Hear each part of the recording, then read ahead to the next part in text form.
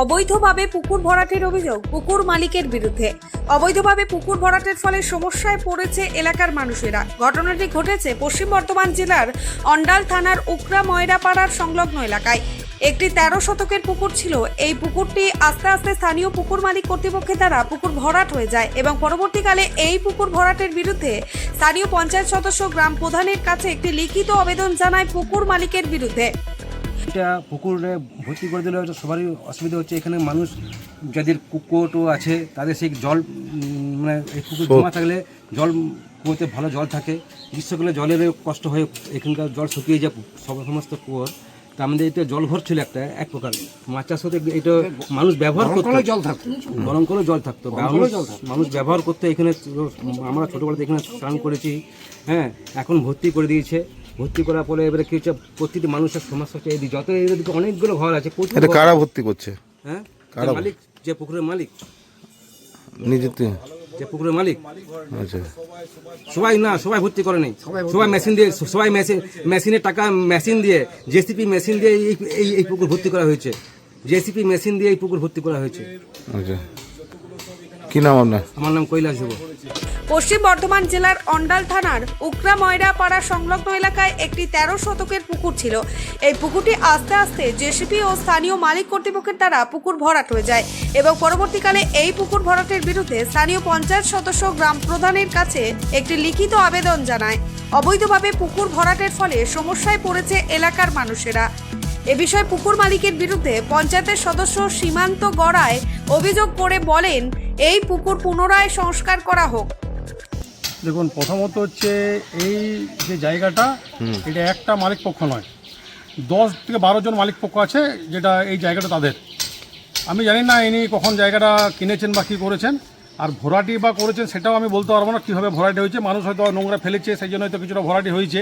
এটা আমার নলেজে কিছু নয়। এটা আমি অলরেডি 2 মাস আগে এলাকায় জলের সমস্যা হচ্ছে, তার জন্য আমি পঞ্চায়েতকে অলরেডি একটা অ্যাপ্লিকেশন দেওয়া আছে এটা পুকুরটা পুনরায় কাটানোর জন্য।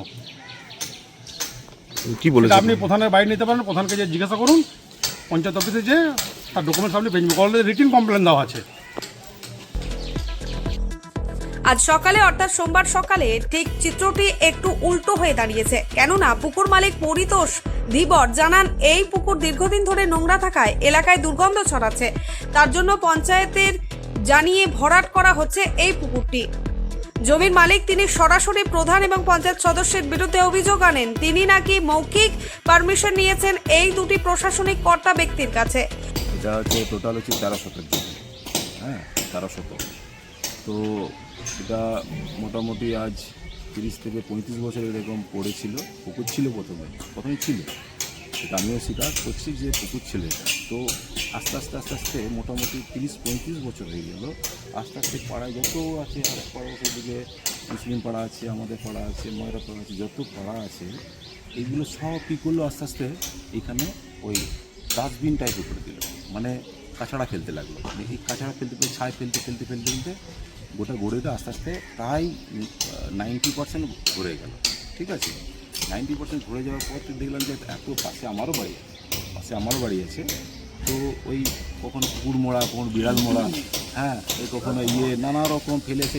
এত দুর্গন্ধ, মানে এখনই তো বসেছিলাম এখানে, দুর্গন্ধ ছড়ায়। ঠিক আছে, তো দুর্গন্ধে মশা মাছি যাতা নানা রকম সে কী আর বলবো, নোংরা হলে যা হয় আর কি।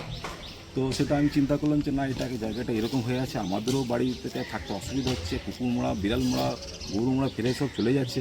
হ্যাঁ, যার জন্য আমি চিন্তা করলাম যে না, এটাকে এবার আস্তে আস্তে কী করি। কে পারমিশন দিয়েছে?